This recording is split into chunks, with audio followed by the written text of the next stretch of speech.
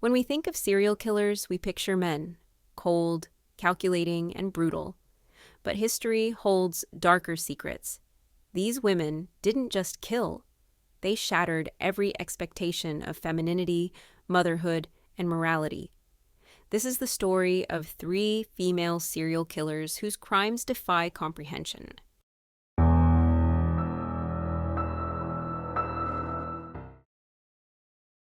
Aileen Wuornos was born into chaos, abuse, abandonment, homelessness. By her 30s, she was working as a sex worker along Florida's highways. Between 1989 and 1990, 7 of her clients ended up dead. Shot. Execution style. Wuornos claimed self-defense. She said they tried to rape her. But the evidence? It told a different story. Aileen and her girlfriend Tyria Moore were found in possession of victims' belongings, cars, wallets, and identification. She was caught on camera pawning items belonging to victims using her own thumbprint. Fingerprints and DNA placed her at multiple crime scenes and inside victims' vehicles. Moore testified against Aileen, stating that she had confessed to the murders. So, despite her claims of self-defense, the pattern was undeniable.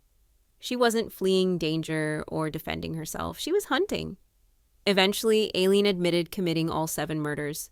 Aileen was eventually found guilty. She was executed in October 2002.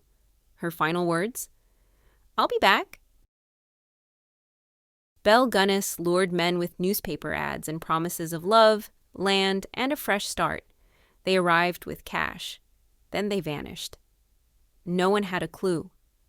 Until Belle Gunness's farmhouse erupted in flames.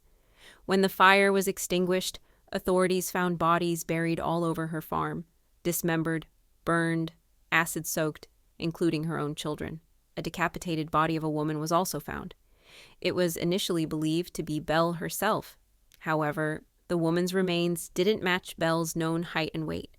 Belle was a tall, heavy-set woman, over 200 pounds. The corpse was significantly smaller. And because the head was missing, the authorities couldn't make a positive identification.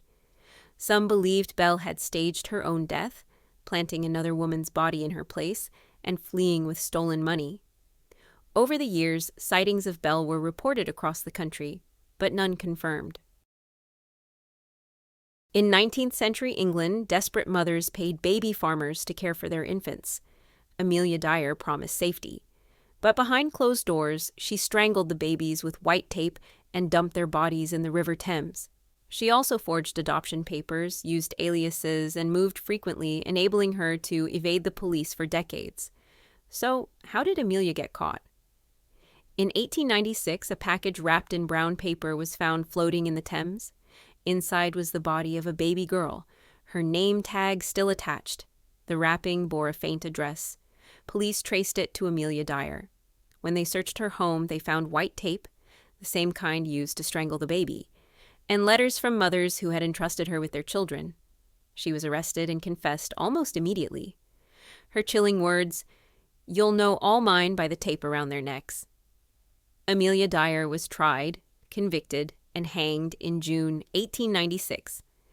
Authorities estimate she may have killed over 400 children, more than any other person in history. Wuornos, Gunness, Dyer.